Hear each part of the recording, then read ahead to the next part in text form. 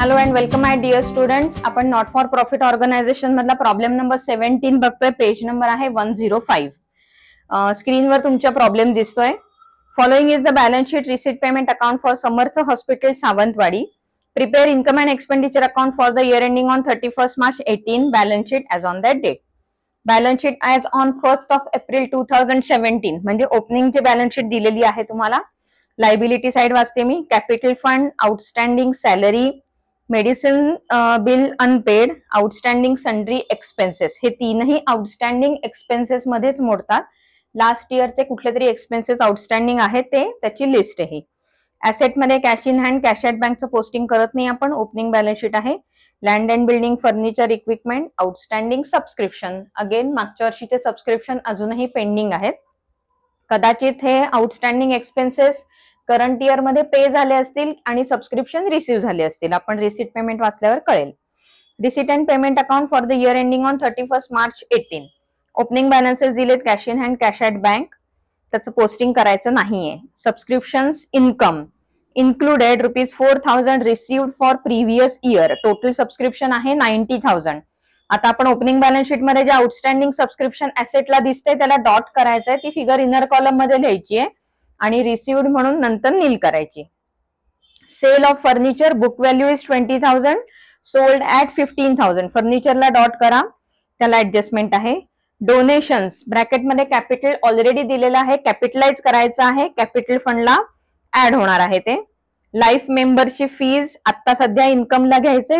Visit fee सुद्धा इन्कमला घ्यायची. पेमेंट साइड वाचतेय. By medicines included of previous year bill. 50,000ची अमाऊंट आहे. प्रिव्हियस इयर बिल म्हणजे ओपनिंग बॅलन्स शीटला मेडिसिन बिल अनपेड 9,000 दिसतंय.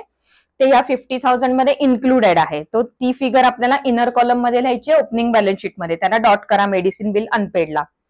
परचेस ऑफ इक्विपमेंट, इक्विपमेंटला डॉट करा. इनर कॉलम फिगर असणार आहे. By salaries inclusive of previous year. Again outstanding salary opening balance शीटला दिसतीये.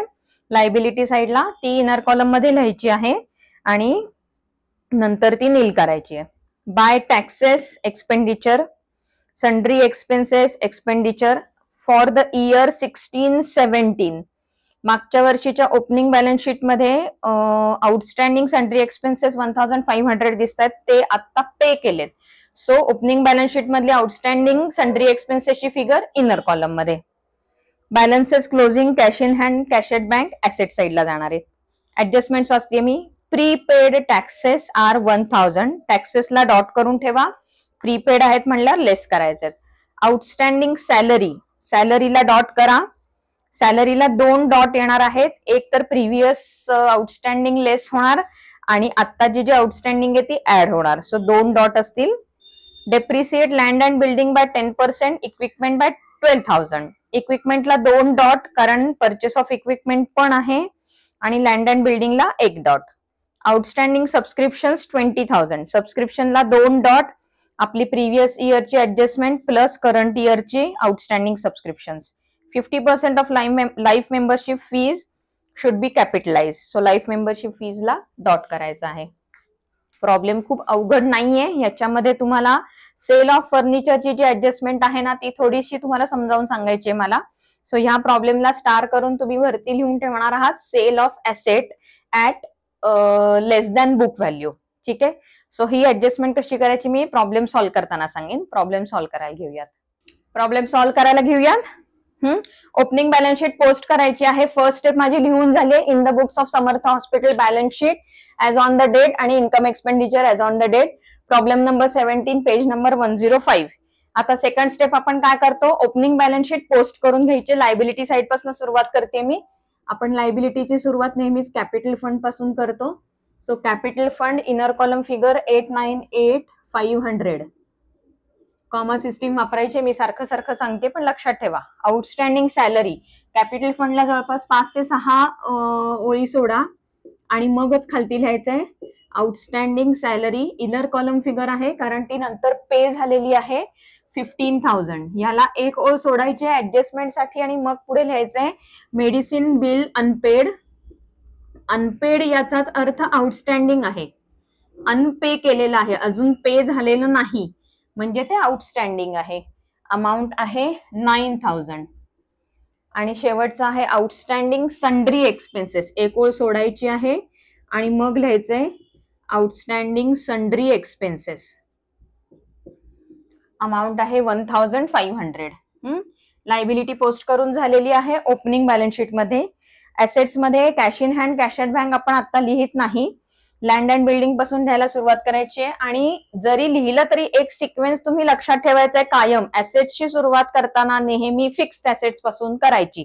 कॅश इन हँड आणि कॅश ॲट बँक हे करंट ऍसेट्स आहेत, ते खालीच आले पाहिजेत. सिक्वेन्स तुमचा लक्षात राहायला पाहिजे. सो सगळ्यात पहिल्यांदा आपण लँड अँड बिल्डिंग लिहिणार आहोत. लँड अँड बिल्डिंगला ऍडजस्टमेंट आहे. So inner column figure land and बिल्डिंगची आहे 7 lakhs. त्याच्यानंतर ह्याला एकच ऍडजस्टमेंट आहे डेप्रिसिएशनची, एक ओळ सोडली तरी पुरणार आहे. Furniture inner column figure 50,000. Sale of फर्निचरची असे ऍडजस्टमेंट आहे म्हणून इनर कॉलम मध्ये लिहिलेलं आहे. 2 ओळी सोडा आणि मग लिहा इक्विपमेंट्स. इक्विपमेंट्सला सुद्धा ऍडजस्टमेंट आहे 1,40,000. 2 ऍडजस्टमेंट्स आहेत, ऍडिशन ड्युरिंग द इयर आणि डेप्रिसिएशन. सो 2 ओळी सोडायच्या आहेत. Outstanding subscription. आता हे आउटस्टँडिंग सबस्क्रिप्शन कुठल्या इयरचं आहे ते इयर खालती लिहायचंय. For financial year 16-17. आत्ताचं करंट फायनान्शियल इयर कुठलं आपण काम करतोय 17-18. 2018 लिहिलंय ना इयर एंडिंग, म्हणजे 17-18 करंट इयर आहे. प्रिव्हियस इयर 16-17 ची अमाऊंट आउटस्टँडिंग आहे 4,000. झालं. आता cash in hand, cash at bank आपण जेव्हा रिसीट पेमेंट करू तेव्हा पोस्टिंग करणार आहोत. रिसीट पेमेंटचं पोस्टिंग करायला घेऊयात. या सगळ्याचे एक एक इफेक्ट द्यायचे लक्षात ठेवा. रिसीट पेमेंट मध्ये ओपनिंग बॅलन्सेस पोस्ट नाही करत. सबस्क्रिप्शन्स इन्कम आहे by subscriptions. Inner column figure आहे 90,000. 90,000 आपण नेहमी करतो तसं आपली पद्धत काय आहे, आउटर कॉलमची जी फिगर आहे रिसीट पेमेंट मधली टोटल रिसीट ती आधी लिहून टाकायची आणि मग त्याच्यातले प्रिव्हियस इयर आणि नेक्स्ट इयर कट ऑफ करायचे. आता 4,000 रिसिव्ड फॉर प्रिव्हियस इयर असं दिलेलं आहे. कुठले 4,000 हे जे आउटस्टँडिंग होते ते. सो इथे आपण लेस करणार आहोत आणि मग लिहिणार आहोत रिसिव्ड फॉर फायनान्शियल इयर 16-17 लेस 4,000. 4,000 लेस करून उरले किती 86,000. याचा सेकंड इफेक्ट द्यायचा आहे कारण ही ऍडजस्टमेंट आहे. इथून लेस केलं, इथूनही लेसच करायचं आहे. राईट इफेक्ट आहे हा. Less received in financial year 17-18. So हे रिसीव्ह झालं आणि हे नील झालं. कळलं. हा ऍडजस्टमेंट असल्यामुळे 2 इफेक्ट दिलेत. Sale of furniture book value is 20,000. प्रॉब्लेमच्या मार्जिन मध्ये तुम्हाला लिहून ठेवायचं आहे की 2 इफेक्ट्स द्यायचे आहे. ह्याच्यामध्ये 20,000 आणि अमाऊंट ऍक्च्युअली रिसिव्ड किती आहे 15,000. सो तुमच्या लक्षात जर आलं असेल तर बुक व्हॅल्यू आहे 20,000 आणि सेल व्हॅल्यू आहे 15,000. मग हा प्रॉफिट आहे का लॉस आहे? लॉस आहे. आपल्याला जेवढी एक्सपेक्टेड अमाऊंट होती त्यापेक्षा कमी मिळाली आहे. 5,000 रुपीज तुम्हाला लॉस झालेला आहे. बुक व्हॅल्यू जी असते ती ऍसेट मधनं डिरेक्टली बुक व्हॅल्यू लेस करायची. सो फर्स्ट इफेक्ट काय आहे, ऍसेट मधनं लेस बुक व्हॅल्यू. सेकंड इफेक्ट काय आहे, हा जो 5,000 आहे ना लॉस त्याचा इफेक्ट द्यायचा आहे. 20,000 तुम्ही फर्निचर मधनं लेस करणार आहात आणि 5,000 तुम्ही लॉस बुक करणार आहात एक्सपेंडिचर साईडला. सो एक्सपेंडिचर साईडला लॉस बुक केला आणि फर्निचर मधनं बुक व्हॅल्यू लेस केली. याचाच अर्थ तुम्ही अल्टिमेटली 15,000चा इफेक्ट देताय. मी का 2 इफेक्ट म्हणलं ते सांगते परत एकदा. कारण आपल्याला 15,000ची सिंगल एकच एंट्री करायची आहे. समजून घ्या. रिसीट पेमेंट वरती आपण काय करतो, रिसीट पेमेंटचा इफेक्ट आपण सिंगल इफेक्ट देतो. 15,000चा सिंगल इफेक्ट द्यायचा आहे. तो एक सिंगल इफेक्ट न देता आपण काय केलं 20,000 मायनस 5,000 असा इफेक्टिव्हली 15,000चा आपण इफेक्ट देणार आहोत. नेट इफेक्ट काढून घेतलाय आपण त्याचा. कळते का? सो आपण 15,000ची एक एंट्री न करता 20,000 आपण ऍसेट मधून लेस करणार आहोत. लॉस आहे म्हणून आपण इथे एक्सपेंडिचर साईडला लॉस बुक करणार. हा जर प्रॉफिट असता तर आपण इन्कमला बुक केला असता. कळलंय? अल्टिमेटली तुम्ही 15,000चाच इफेक्ट देत आहात पण एंट्रीज 2 करताय. आणि दुसरं सगळ्यात महत्वाचं, जेव्हा सेल ऑफ ऍसेट असतं तेव्हा जी काही ऍसेट असेल त्यातून आपल्याला बुक व्हॅल्यू लेस करायची असते. It is a rule.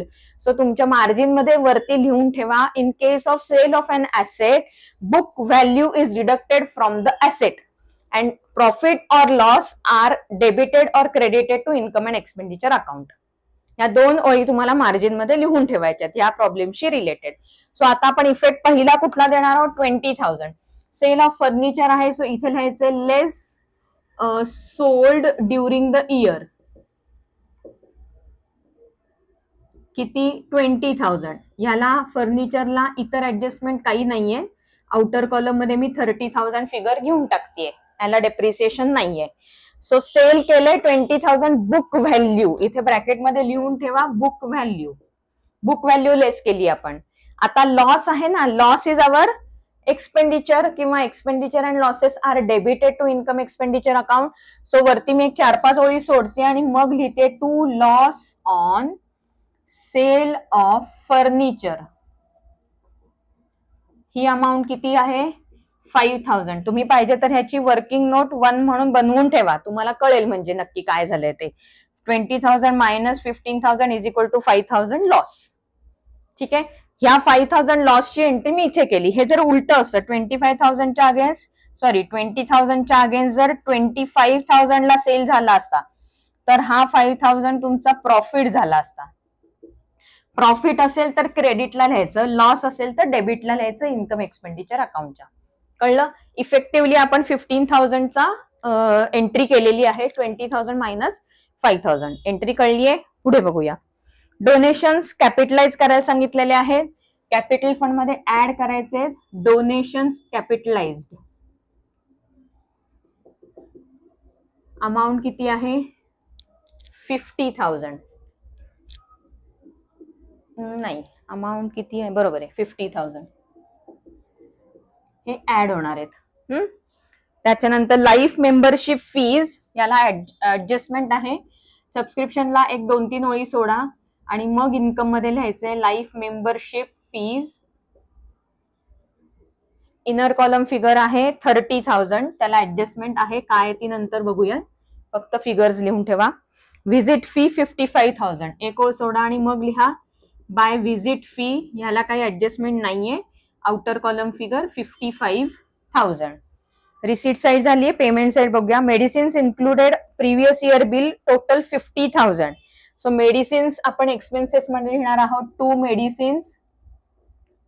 Inner column figure 50,000. आता प्रिव्हियस इयरचं मेडिसिनचं बिल किती आहे? 9,000. त्यांनी अमाऊंट दिली आहे का इथे? नाही दिलेली. आपल्याला कळायला पाहिजे की हे किती पेंडिंग होतं. सो 9,000 जी फिगर आहे प्रिव्हियस इयरचं मेडिसिनचं बिल, ते आपण लेस करणार आहोत ह्याच्यातनं. Less previous year bill minus 9,000. Outer column मध्ये 41,000 आले. हे जे 9,000 आहेत या मेडिसिन बिल अनपेड मधनं लेस करून टाकायचे. Less paid in financial year 17-18 minus 9,000 outer column मध्ये डॅश. आता ते पूर्ण पे झालंय, आउटस्टँडिंग काही नाहीये. Next, purchase of equipment 1,30,000. Equipment मध्ये ऍड करायचंय ऍडिशन ड्युरिंग द इयर 1,30,000. इथे मी सब टोटल घेऊन ठेवते 2,70,000 कारण डेप्रिसिएशन लेस होणार आहे. Salaries inclusive of previous year, आधी सॅलरी पूर्ण इनर कॉलम मध्ये लिहून टाकायची आहे. 2 सॅलरीज, अमाऊंट आहे 52,000. आता प्रिव्हियस इयरचा आउटस्टँडिंग सॅलरी किती आहे? 15,000. ही टोटल 15,000 इथे रिसीव्ह झालेली आहे. सो लेस रिसीव्ड पेड किंवा प्रिव्हियस इयर पेड किती आहे? 15,000. आता सॅलरीला इतर ऍडजस्टमेंट काही आहे का? आहे मला वाटतं ना आउटस्टँडिंग सॅलरीची. सो हे लेस करून मी परत इनर कॉलम मध्येच फिगर लिहितेय. ह्याच्यात 37,000 इनर कॉलम मध्ये लिहिते. आउटस्टँडिंग आपण नंतर ह्याच्यात ऍड करूयात. हा, याचा सेकंड इफेक्ट हे प्रिव्हियस इयरचा होता ना, सो इथे लेस पेड इन फायनान्शियल इयर 17-18 किती आहे 15,000. सो हे नील झालं आणि परत करंट इयरचं आउटस्टँडिंग येणार आहे ते त्याच्यात ऍड करून मगच फिगर आपण आउटर कॉलम मध्ये घेऊयात, परत वेगळं लिहायची गरज नाहीये. सो हे दोन्ही नील झाले जे previous year opening balance sheet मध्ये दिसत होते ते. टॅक्सेस 7,200 इथे एक ओळ सोडायची आहे आणि मग इनर कॉलम मध्येच पुन्हा लिहायचंय टू टॅक्सेस 7,200 प्रीपेड टॅक्सेसची ऍडजस्टमेंट होती. सन्ड्री एक्सपेन्सेस 16-17 चे आहेत, आपल्याला माहितीये की नाही हे 16-17 चे आहेत. इथे आउटस्टँडिंग सन्ड्री एक्सपेन्सेस 1,500 आहेत, इथे पण 1,500 पे केलेले आहेत. So less paid in financial year 17-18 1,500 outer column मध्ये डॅश. एकच सिंगल इफेक्ट द्यायचा आहे, ह्या डबल इफेक्टची एंट्री नाहीये, ही सिंगल इफेक्ट द्यायचा आहे. सो 1,500 आपण सन्ड्री एक्सपेन्सेस प्रिव्हियस इयरचे जे होते ते आत्ता पे केले असं म्हणून नील करून टाकले. Closing balances cash in hand cash at बँकचे आपण लिहितो. इथे आउटस्टँडिंग सबस्क्रिप्शनची ऍडजस्टमेंट आहे, 2 ओळी सोडा आणि मग लिहा cash in hand cash at bank. Amount किती आहेत 8,300 21,000. ठीक आहे, पोस्टिंग करून झालंय, ऍडजस्टमेंट्स करायला घेऊयात. प्रीपेड टॅक्सेस 1,000, प्रीपेड शब्द आला लेस करायचंय. सो लेस प्रीपेड 1,000 लेस करून आउटर कॉलम मध्ये आलं 6,200. लेस केलं की अपोजिट साइड ऍड करायचंय. इथे खालती लिहिते मी प्रीपेड टॅक्सेस 1,000. ह्या आपल्या नॉर्मल ह्याच्या एंट्रीज आपण फायनलायझेशनच्या वेळेला पाहिल्या तशाच आहेत. आउटस्टँडिंग सॅलरी 8,000, आउटस्टँडिंग शब्द आला ऍड करा. Add outstanding 8,000. So outer column मध्ये फिगर आली 45,000. इकडे ऍड केलंय की इथे outstanding salary for financial year 17-18. अरे काय माझं चुकतंय मगाचपासून, किती आलं आउटस्टँडिंग 8,000. सो आधीचा नील झाला आणि नवीन 8,000 रुपये आउटस्टँडिंग ऍड झाले. So outer column figure 8,000. Depreciate land and building 10%. Land and बिल्डिंगला लिहायचं लेस डेप्रिसिएशन ऍट 10%. 10% म्हणजे एक झिरो काढायचा. 70,000 आली फिगर ही. 6,30,000 आउटर कॉलम. डेप्रिसिएशन येतं P&Lच्या डेबिटला. सो 2 डेप्रिसिएशन, 2 डेप्रिसिएशन आहेत. सो मी खालती लिहिते land and building. Land and बिल्डिंगची अमाऊंट आपण आता काढली ती 70,000 होती. अजून पुढचं डेप्रिसिएशन इक्विपमेंटचं दिलेलं आहे 12,000. डायरेक्ट अमाऊंट दिली आहे, सोपी गोष्ट आहे. सो लेस डेप्रिसिएशन लेस 12,000. आउटर कॉलम फिगर आली 2,58,000. तिथून लेस केलंय डेप्रिसिएशन बिल्डिंगच्या इथे खालती लिहायचंय इक्विपमेंट्स. डायरेक्ट अमाऊंट दिलेली होती त्याच्यामुळे काम सोपं झालं आपलं. 82,000 आउटर कॉलम फिगर आली. So total depreciation 82,000. Outstanding subscriptions 20,000. Outstanding add outstanding 20,000. So outer column figure 106,000. Subscription outstanding asset आहे. इथे outstanding subscription for financial year 17-18 किती 20,000. आधीचे नील झाले 20,000 ऍड झाले. Outer column 20,000. 50% of life membership fees to be capitalise.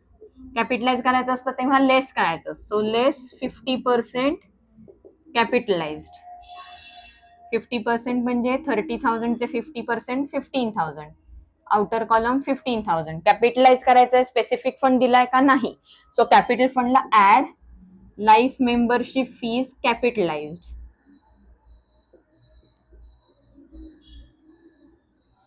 किती amount आहे 15,000. Capitalise केले म्हणजे ऍड केलं.